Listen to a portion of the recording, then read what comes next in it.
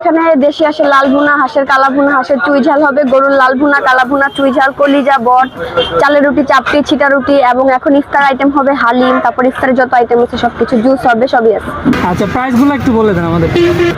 হাঁসের মাংস, গরুর মাংস 250 টাকা করে, আর বট হচ্ছে 180 টাকা, কলিজাও 250 টাকা, আর জুসের আইটেম এক রকমের রেঞ্জ। হালিম 100 টাকা আছে, 300 টাকা আছে।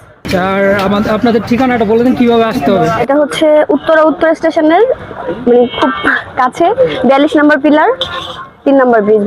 আর নামটাও একটু বলে দেন।